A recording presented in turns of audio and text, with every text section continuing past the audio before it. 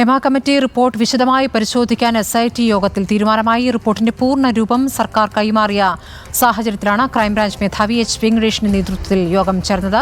റിപ്പോർട്ടിൽ സ്വീകരിക്കേണ്ട തുടർ നടപടികൾ യോഗത്തിൽ ചർച്ചയായി. ഇതിനിടെ റിപ്പോർട്ടിലെ മൊഴികളും തെളിവുകളും പോലീസിൽ നിന്നും ചോരുമെന്ന ആശങ്ക WCC സർക്കാരിനെ അറിയിച്ചിട്ടുണ്ട്.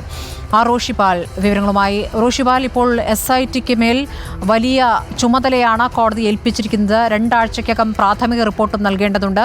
അതായത് പുറത്തുവരുന്ന മൊഴികളല്ല, പുറത്തുവരുന്ന വെളിപ്പെടുത്തലുകളല്ല, എന്താണോ റിപ്പോർട്ടിൽ പറഞ്ഞിരിക്കുന്ന പ്രധാനപ്പെട്ട മൊഴികൾ, പ്രധാനപ്പെട്ട പരാതികൾ, അതിന്മേൽ അന്വേഷണം വേണമെന്നുള്ളതാണ്. അതിൻ്റെ പ്രാഥമിക റിപ്പോർട്ടാണ് അവർ തയ്യാറാക്കി കോടതിയിൽ സമർപ്പിക്കേണ്ടതും.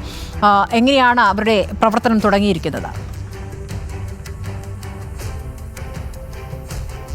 സ്മൃതി, കഴിഞ്ഞ ദിവസം ഹൈക്കോടതി ജസ്റ്റിസ് ഹേമ കമ്മിറ്റി റിപ്പോർട്ട് കൈമാറാൻ SITക്ക് കൈമാറാൻ സർക്കാരിനോട് ആവശ്യപ്പെട്ടിരുന്നു. അതിൻ്റെ അടിസ്ഥാനത്തിൽ ഈ റിപ്പോർട്ട് കൈമാറി. തൊട്ടു പിന്നാലെ തന്നെയാണ് ക്രൈംബ്രാഞ്ച് മേധാവി H. വെങ്കടേഷിൻ്റെ നേതൃത്വത്തിൽ പ്രത്യേക അന്വേഷണ സംഘത്തിൻ്റെ യോഗം ഇന്ന് ചേർന്നത്. രാവിലെ പോലീസ് ആസ്ഥാനത്ത് യോഗം ചേരാനായിരുന്നു തീരുമാനം. പക്ഷേ അവിടെ മാധ്യമപ്രവർത്തകരുടെ സാന്നിധ്യം ഉണ്ടായതുകൊണ്ട് വളരെ പെട്ടെന്ന് യോഗം രഹസ്യ കേന്ദ്രത്തിലേക്ക് മാറ്റുകയായിരുന്നു. ഏതാണ്ട് 1 മണിക്കൂറോളം നീണ്ടുനിന്ന യോഗത്തിൽ പ്രധാനമായും ഏത് തരത്തിലാണ് ഈ റിപ്പോർട്ട് പരിശോധിക്കേണ്ടത്, വളരെ വിശദമായി തന്നെ റിപ്പോർട്ട് പരിശോധിക്കാൻ തീരുമാനിച്ചു. കാരണം റിപ്പോർട്ട് പരിശോധിച്ച് ഇനി എന്ത് നടപടിയാണ് സ്വീകരിക്കുക എന്നത് ഹൈക്കോടതിയെ അറിയിക്കേണ്ടതുണ്ട്. അത് കൃത്യസമയത്ത് തന്നെ അറിയിക്കണം. അതുകൊണ്ട് റിപ്പോർട്ട് എത്രയും പെട്ടെന്ന് അതുമായി ബന്ധപ്പെട്ട പരിശോധന പൂർത്തിയാക്കാനുള്ള തീരുമാനമെടുത്തു.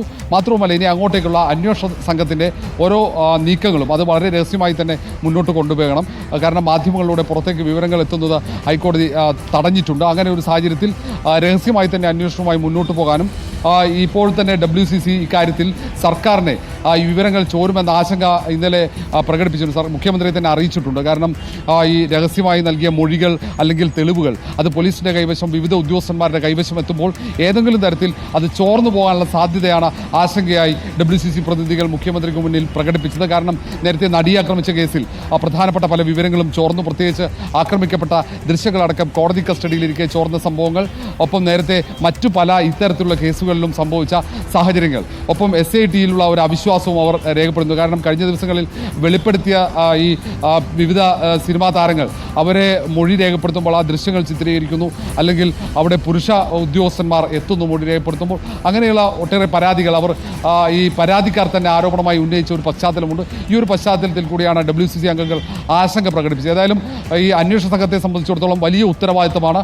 കാരണം ഹേമ കമ്മിറ്റി റിപ്പോർട്ടിൽ പല സിനിമാ പ്രവർത്തകരും, വനിതാ സിനിമാ പ്രവർത്തകരും ലൈംഗിക ചൂഷണത്തിന് ഇരയായെന്ന് കൃത്യമായി പറയുന്നുണ്ട്. മാത്രവുമല്ല, പ്രഥമ ദൃഷ്ട്യാ തന്നെ അതിൽ കുറ്റകൃത്യം നടന്നുവെന്ന് ഹൈക്കോടതി തന്നെ പരാമർശിച്ച ഒരു സാഹചര്യമുണ്ട്. ഹൈക്കോടതിയുടെ ഒരു മേൽനോട്ടവും നിരീക്ഷണവും നിലവിലുണ്ട്.